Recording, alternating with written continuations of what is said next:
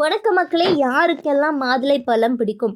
So மாதுளை பழத்தில் நிறையவே நன்மைகள் இருக்குது. அதே சமயம் தினம்தோறும், அதாவது பெண்கள் மட்டும் கிடையாது, எல்லாருக்குமே சிறந்த ஒன்று அப்படின்னு சொல்கிறாங்க. ஸோ அதை பற்றி தான் நம்ம பார்க்க போகிறோம்.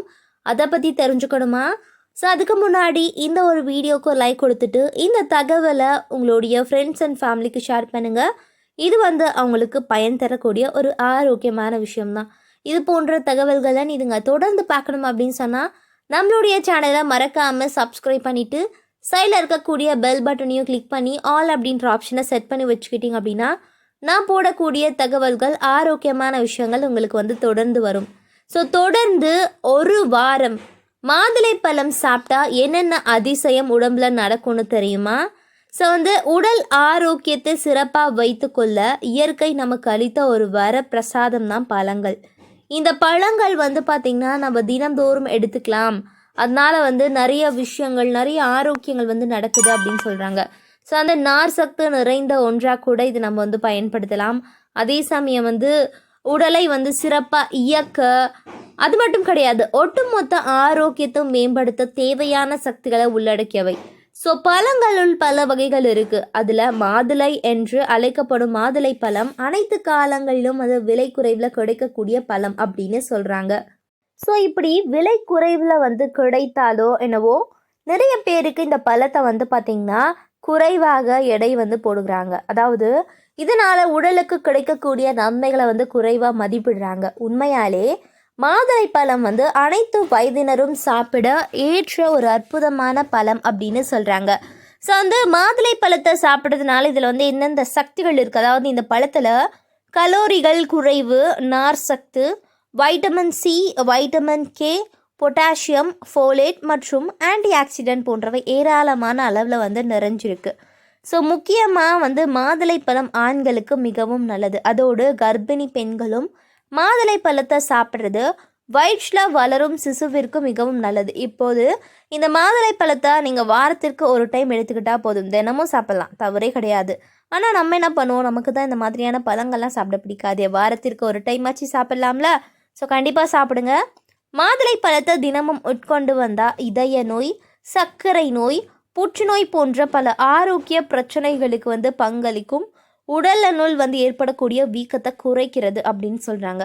ஸோ ஆய்வுகளில் கூட பார்த்திங்கன்னா நிறைய விஷயங்கள் சொல்லியிருக்காங்க. ஸோ மாதுளை பழத்தில் பல்வேறு சேர்மங்கள் புற்றுநோய் எதிர்ப்பு பண்புகளை கொண்டவை. எனவே தினமும் மாதுளை பழத்தை உட்கொண்டு வருவதன் மூலம் உடலினுள் புற்றுநோய் கட்டிகளில் வளர்ச்சி தடுக்கலாம். குறிப்பாக கல்லீரல் புற்றுநோய் மற்றும் புரோஸ்டேட் புற்றுநோய் போன்றவற்றை தடுக்கலாம் அப்படின்னு சொல்கிறாங்க. ஸோ மாதுளை பழத்தில் பாலிஃபினோலிக் கலவைகள் அதிகமாக இருக்குது. இவை இதய ஆரோக்கியத்தை மேம்படுத்த உதவுகின்றது. மேலும் இதயம் தொடர்பான பிரச்சனைகளை கொண்டவர்கள் தினமும் மாதுளை பழ ஜூஸ் அல்லது மாதுளை பழத்தை உட்கொண்டு வந்தால் நிலைமை மோசமாவது தடுக்கப்படுவதோடு இதய ஆரோக்கியம் சிறப்பாக பராமரிக்கப்படுவதாக நிபுணர்கள் சொல்கிறாங்க. எனவே இதயம் ஆரோக்கியமாக இருக்க விரும்பினா மாதுளை பழத்தை தினமும் உட்கொள்ளும் அதை ஒரு வழக்கத்தை கொள்ளுங்க அப்படின்னு சொல்கிறாங்க. ஸோ தினமும் மாதுளை பழத்தை சாப்பிட்டு வருவது சிறுநீரக கற்கள் உருவாகும் அபாயத்தை குறைத்து, நம்மளுடைய ஆய்வுகள் படியே சொல்லியிருக்காங்க. ஏற்கனவே சிறுநீரக கல் பிரச்சனைகளை கொண்டவர்கள் இந்த பழத்தில் சாறு அல்லது இந்த பழத்தை உட்கொண்டு வந்தால் மீண்டும் சிறுநீரக கற்கள் வருவது தடுக்கப்படுவது தெரிய வந்திருக்கு. அதோடு மாதுளை பழமானது இரத்தத்தில் ஆக்சலேட்டுகள், கால்சியம் மற்றும் பாஸ்பேட்டுகளுடைய அடர்த்தியை சீராக பராமரிக்க உதவி புரிவதன் மூலம் சிறுநீரக கற்கள் உருவாக்குவதை தடுக்குது அப்படின்னு சொல்கிறாங்க.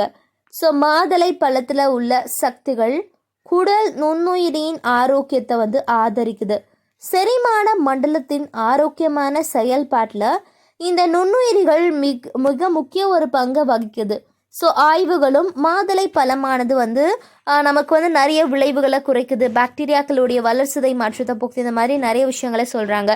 ஸோ சிஸ்டாலிக் இரத்த அழுத்தம், டயஸ்டாலிக் இரத்த அழுத்தம் அல்லது இரைப்பையும் குறைக்க 2 மாதங்களுக்கு ஒவ்வொரு நாளும் மாதுளை ஜூஸ் குடிப்பது ஆய்வுகள் பரிந்துரைக்குது.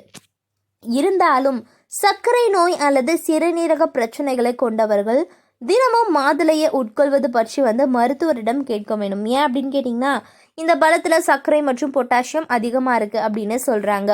ஸோ மக்களே, ஏற்கனவே ஆரோக்கிய பிரச்சனைகள் கொண்டவர்கள் என்ன சாப்பிடணும், என்ன சாப்பிடக்கூடாது, இந்த மாதிரி நிறைய கன்ஃபியூஷனில் நீங்கள் தொடர்ந்து இருந்தீங்கன்னா, நீங்கள் மருத்துவரிடம் கேட்டு கூட வந்து நீங்கள் எதெல்லாம் சாப்பிட்லாம், சாப்பிடக்கூடாது அப்படின்றதெல்லாம் நீங்கள் வந்து பார்த்துக்கலாம். பிரச்சனையே கிடையாது.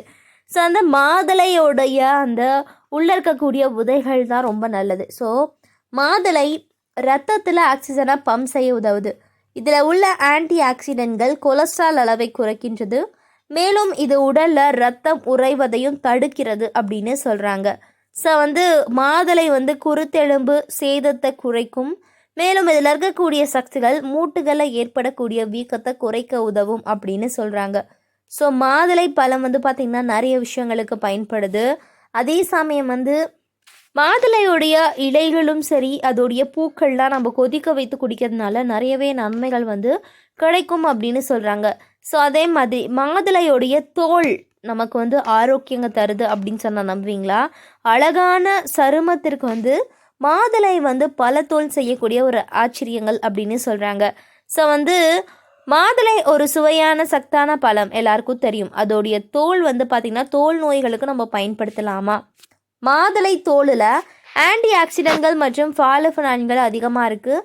மற்றும் ஃபைபர், அது மட்டும் கிடையாது, பிக்மெண்டேஷனை வந்து, அதாவது தோலில் உள்ள கரும்புள்ளிகளை குணப்படுத்தக்கூடிய மாதுளை அது வந்து புற ஊதா கதிர்களுடைய சேதத்தை வந்து பார்த்திங்கன்னா போக்கும் அப்படின்னு சொல்கிறாங்க. ஸோ மாதுளை வந்து தோள்கள், இதய நோய் மற்றும் நீரிழிவு நோய், நாள்பட்ட நோய்களுடைய அபாயத்தை குறைக்கும். மாதுளை தோல் சாறு அதிக எடை மற்றும் பருமன் அவர்களுக்கு வந்து அலர்ஜி எதிர்ப்பு சக்தியை வந்து கொடுக்கும். மாதிரி வயது தொடர்பான காது கேளாமை என்ற பிரச்சனைக்கு காரணமாக ஆக்சிஜனேற்ற அழுத்தத்தை போக்க தேவையான ஆன்டி ஆக்சிடென்ட்கள் மாதுளை பழத்தோள்களில் அதிகமாக இருக்குது. எனவே மாதுளை பழத்தோலை பயன்படுத்துறது செவிக்கும் நல்லது அப்படின்னு சொல்கிறாங்க. அது மட்டும் கிடையாது, மூளையின் செயல்பாட்டை மேம்படுத்துது.